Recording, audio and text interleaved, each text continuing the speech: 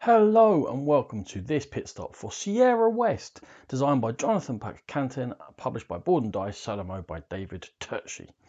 In Sierra West, 2 to 4 players are going to be spending around 90 minutes leading a group of pioneers out into the Sierra West in the 1840s and setting themselves up.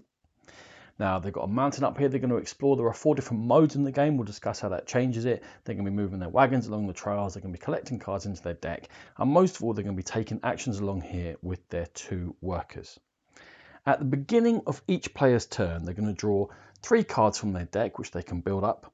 And then they're going to choose what configuration to put them onto their own board. And in choosing this, you're going to be blocking certain symbols and making certain symbols available to you along these 2 paths, the green path and also the tan path. Once players have done that, the first thing they then do to all the other players is declare which animals they have shown, because on another player's turn, you have a chance to use one of your 2 workers to go out trapping. And in doing that, you take one of your workers here, you put them into your trapping space, you pay a basic resource, and then you get to flip over the tile of an animal that's on display. Now, not your own ones. Remember, this is on other players. So everyone else playing yellow and blue here are going to get a chance to do that and flip over these animals. Now, these animals might give them resources during the game, but importantly, they'll cost them points if they don't flip them over during the course of the game. And don't worry, we'll do all the scoring when we get to it. Now, when you choose to do that on another player's turn, what happens is your workers are no longer in their camps, they're out doing something. So they're not available to come into their cabins down here. And that's the first thing you do on your own turn. You assign your pioneers down to these cabins. Now, this particular fella is the green path worker. He can only go down into this tan cabin because the cabin affects the other person's path. Now, this fella here is available. So what he's going to do is come down here, and I'll just show you how cabins work quickly before we go into these other things. Now, he's in there and he's going to turn every 1 boot into 2 boots. I don't know if you can see that symbol there, make it a bit clearer. After you've decided whether to assign to cabins, remembering these 2 guys can't, this one's a tracker that you'll be able to get resources. People go up here again, we'll come to it. You then get to move them along their path. Now in this case, if I leave this fella down here in this cabin, when I move this guy here onto this boot, it becomes 2 boots and I've boosted that action. And let's say later on I move them further along, but then I start moving this one along their path. Then when I come to this boot, there's no longer a person in the cabin, so it's not boosting that action anymore. So it will just be the 1 boot rather than the 2. Now the cabins have all sorts of different effects. They give you discounts on these paid for actions. There's a bunch of them up here in the market and we're going to see how you get them. Now that was a quick overview of cabins before we talk about the actual actions, which is a bit confusing, but let's keep it in turn order. So now you know what you're doing. You're tracking, you're trapping, or you're going into cabins with these workers before you start doing your main actions and moving them along the path. So let's talk about these path actions. Firstly, you can get some basic resources. So if I move my tan worker here into here, there are 2 stone there, so I can take 2 stone. Now there are 3 basic resources in the game: stone, wood and food, and they're going to help you do things and move along and score points generally in the end. If I move this green path worker onto this boot, we've been talking about boots already, what can you do with them? Now you can move your wagon along the trail by spending boots and spending resources, but I'm far enough along here that I will need 2 boots to make this move. I've only got 1, so it's not really available to me. The wagon is going to be very important though, because it's a multiplier for where you get on the tracks to score lots of points in the game. But for this one and this 1 boot, I'm going to take the other option, which is to move my frontiersman 1 space up the mountain in order to search out these cards for me. If I carry on moving along here, I get to take 1 food from that space. Here, I get access to Mule. Now, Mule is an extra worker which everyone shares during the course of the game. When you first take Mule, they go into their own particular cabin, and what they always do when you first take them is they mean this gold, which is not a basic resource, but now can be spent as a basic resource for anything in the game. If you don't spend it, however, it's going to be worth 1 point each for gold at the end of the game in most modes. We'll talk about that, but so whether you spend it or not, that's down to you. Now, we've got another boot there. I'm going to move this frontiersman up here onto this card, and for the last action for this green one, and I could be doing these at the same time and moving them, mixing and matching, but I'm going to move it there, take 1 gold, which will be super handy, and then I'm going to pop that person there. Now they've reached the end of their trail, meaning they're now available to me in the last part I can do, which is summit actions. But we'll just finish these off and look at what these other actions are first. When your tan person gets to the 2nd space, this is a paid for space, and if you want to take that action and indeed continue moving along, you must pay 1 resource. So I'll pay one of these woods back into the pot there, and that is a shovel, if you can see. Now, there are two things you can do with shovels. First thing you can do is you can build these cabins up here. They come in green and brown, 3 green and 1 brown spaces. They give you access, as we've seen, to take and boost different actions, or maybe give you discounts on stuff, all sorts of various things. The other thing about them is, for each cabin space you don't fill in the game, you're going to lose 3 points at the end of the game, as you are with those animals which you haven't trapped. So it's something that you're going to look to do. In this case, I'm not going to use it for a cabin. I'm going to do the second function, and that allows you to take a face-up card that your frontiersman has reached.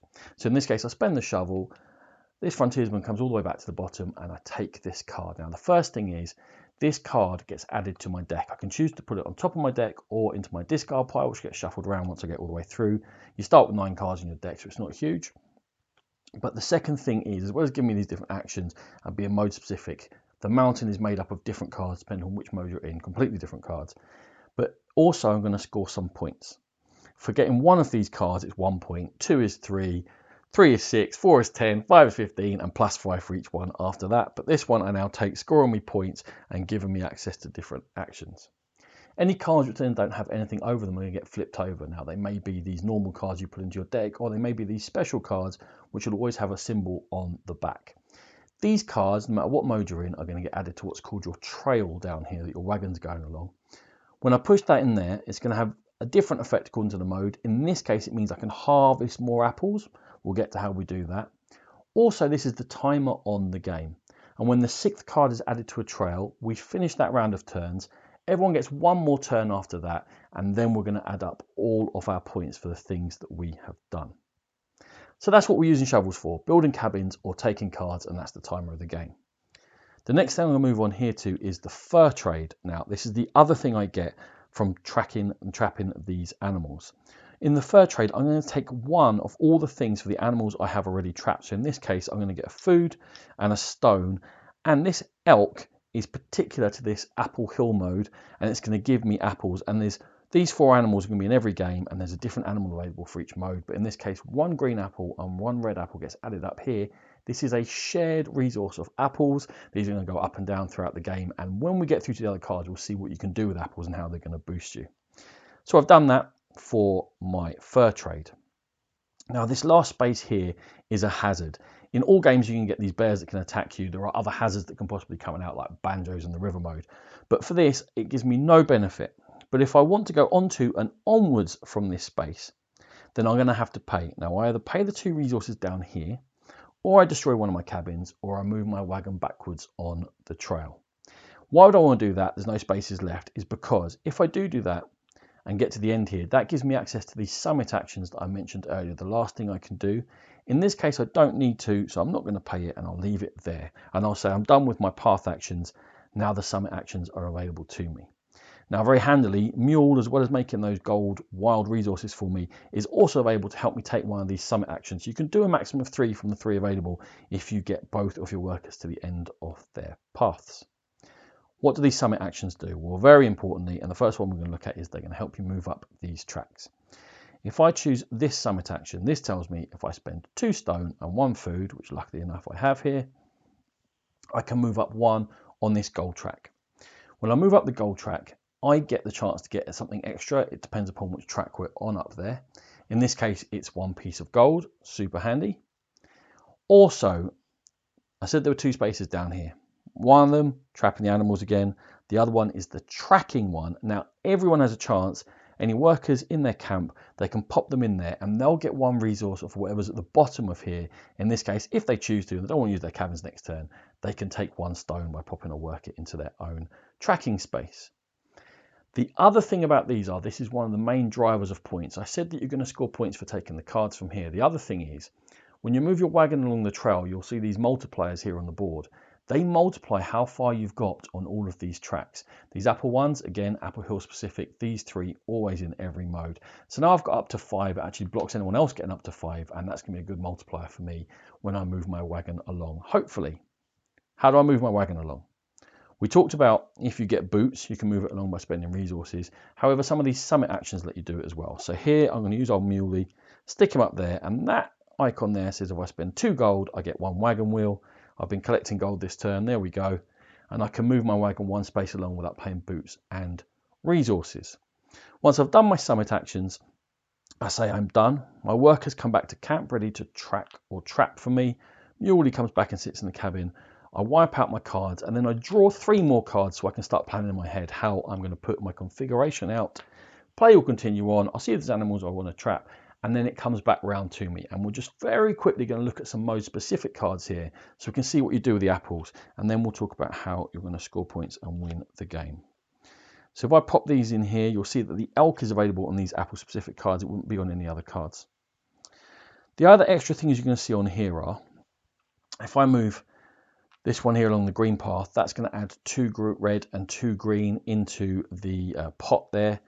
This one here is going to let me harvest, and when you harvest, you look where your wagon is, you look all the way back along, and you get to add all of these apples into the pot. In this case, we're going to max it out. Let's say I've moved all these up here. You can now see that we can use these apples for various things. So we can convert them into resources. By going here, I can take as many green apples as I want to and turn them all into stone and boost my resources. Here, I can turn apples into gold, directly turning every 3 apples into 1 point, or as we can see, you can use gold for other things. Or this one up here lets me spend apples from this shared resource to bump myself up on one of these tracks. People can't track you on these traps and get anything, but you're going to get to do your fur trade again or take extra gold. And you can see that you can combo up taking the apples by doing your harvesting, by then choosing your summit actions and boosting yourself up these tracks. So that 6th apple card is going to come along and finalize the trail. Everyone's going to finish the round and then have one more round of actions, and then we're going to add up our points. So the points are, as we said, the wagon multiplied by where you get in all of these tracks. You're going to get that pyramidal scoring for all the cards that you've collected. You're going to get 1 point for each gold, and there's also these pair of boots tokens in the game. You can spend them to do 2 moves to move your wagon or to move up, or you can keep them for points at the end. You're going to lose points for the animals you haven't trapped and for any cabins you have not built. Now, the basic structure of the game is very similar. I'll quickly mention the other 3 modes that you get within the base box. There's boats and banjos, in which this is not an orchard, this is a river. You can collect fish and you can trade fish in for gold to score yourself points, but there are banjo hazards along your trail. In mode 3, that's Gold Rush. There's gold in this here hill, and when you go in there, you can mine. You're going to get gold, you can get stone, you can use dynamite to turn stone into gold. You're then going to want your gold, get your gold into mine carts, and every gold that's in a mine cart is worth 3 points rather than 1 at the end of the game. And lastly, it's Outlaws and Outposts. And in that one, up one side of the mountain, there is an outlaw hideout.